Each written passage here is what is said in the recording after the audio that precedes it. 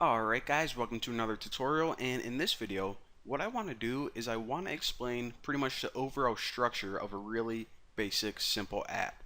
So make sure that you have, and these files should already be open because they probably open by default whenever you created your project, but if you accidentally close them, make sure you have this activity main.xml open, and that's of course an app, res, layout, activity main, and this one right here, main activity.java. And that's of course an app, Java, your com.thenewboston, my app, or whatever you named it package, and this file right here. So again, these two files open, and remember in the last couple tutorials, I said every single app is made up of these things called activities. Now for now, just think of an activity as a screen. So if you're making an app for, I don't know, like your website, you might have an activity for your profile page, you might have an activity for the home screen, you might have an activity for like the about section for your company or something, I don't know. But each app, like I said, is made up of these screens, and these screens, the technical name for them is an activity. So, with that being said, we can now talk about this. Each activity within your app is made up of two parts. The first part is the part we see right here. It's the user interface. It's where all your colors, your text, pretty much the design of your activity is going to be right here in this XML file. Now the brains of your activity is this Java file right here. For example, whenever you have a button on your activity and you click it, well, you need to tell that button to do something. So the smart intelligence of your activity is going to be all in this code, the Java file. So again, your app is made up of activities, different screens. Now each screen has pretty much a user interface, the design, and the smarts of it, or the brains of it, and that's a Java class. So pretty much, if we ever wanted to make another activity, what we would do is we would create a new class with a new name and a new XML file. Simple enough. So now that we understand pretty much the basic overview of what an activity is and what they're made up of, we can start talking about the different components of it. So hop over to this XML file, which I said is pretty much the interface, the layout of your entire app, what it looks like. Now, if you look at the bottom, we have two different tabs right here, the design view and the text view. Now, I want to mention this because this might confuse some people. This is actually just two different views of the same exact file. What Android Studio did is they built this tool that is pretty much just a user-friendly tool of working with the interface, but what it's actually doing whenever you, I don't know, like edit part of your interface, is it's actually editing an underlying file for you, and that's the XML file. So you can either do that with the design tool by dragging and dropping stuff and editing some settings, or just editing the source code directly. So let's actually go ahead and look at an example of this. The first thing I want to do is get rid of this. So hop over to your XML file in design view, click on this hello world, and then just hit delete on your keyboard. So we have a blank nothing here. So the first thing I probably should mention is this. What you can do to each of your activities is you can add widgets to them. Now widgets are just little thingies that you add to your interface, and I say thingies because there's not really one word to describe all these things. For example, let's add one of these large text areas, and this is pretty much to add any static, not changing text. So let's just go ahead and drag that in the middle and type anything you want.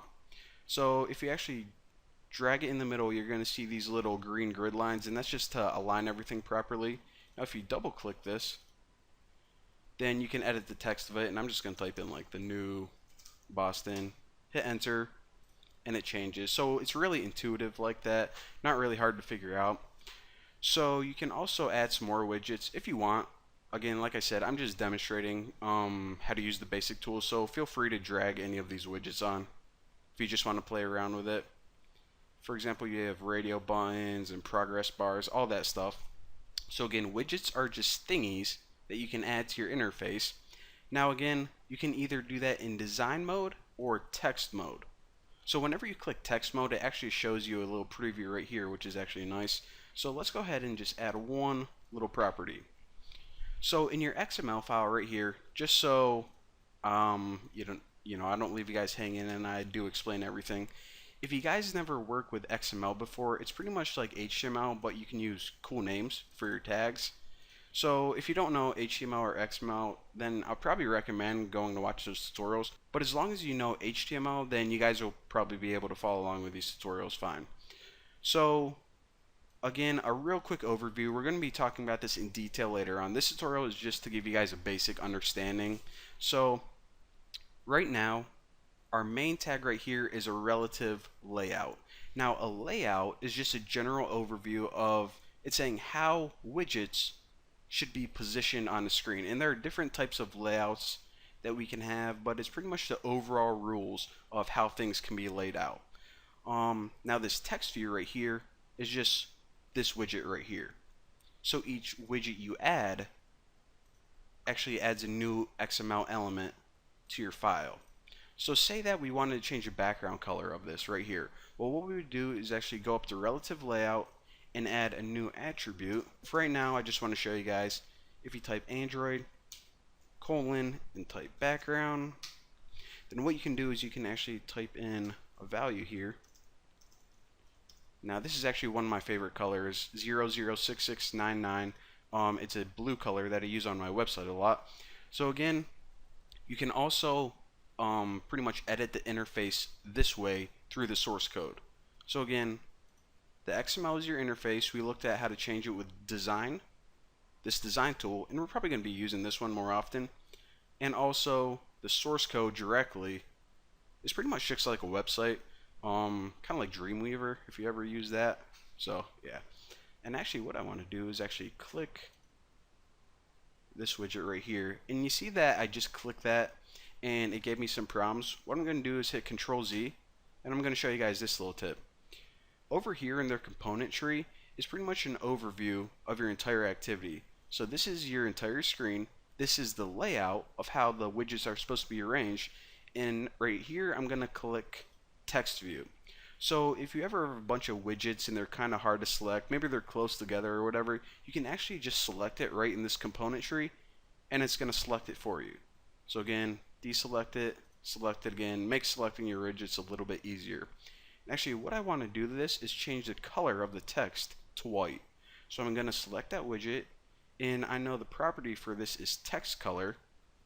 So if I find that, I'm just going to click in, well, I guess I just type it in and I know the value. The value of white is FFFFFF. And hit enter and check it out. Your text is now white. Probably the coolest app ever. Again, this tool right here, it isn't really that hard to understand, but we'll cover more about it later on. Got your widgets, componentry, properties, drag and drop, tomato. So now let's go ahead and hop over to this. Now there's actually one more file that I want to show you before I let you go. So each activity, like I said, is an XML and Java file. However, go up to your app and you're going to find a directory under it called manifest. Now expand this and you're going to find another XML file called Android manifest.xml. Now double click that to open it, and let me drag this all the way to the left. Alright, so to recap one more time, your app is more likely than not going to have a bunch of different activities. Now this Android manifest right here, think of this like is the main manager for your app. It's where everything comes together. If you have a bunch of activities floating around, they can be kind of hard to keep track of. So what this does, again, it's the main file that pretty much manages your entire app. So each activity that you create, this is actually going to be a new element in the Android manifest file. So I'll actually talk to you guys about this right now. As soon as your application starts, of course, your phone doesn't know what to do. It says, okay, where do I go? You have a bunch of different activities. Well, what am I supposed to be doing? The very first thing that your phone's going to do is it's going to look for a file called Android manifest.xml. So it says, okay, I'm always going to look for this file right here. And right after I open this file, what I'm going to do is I'm going to look at all of your activities. Now, right now, we only have one activity.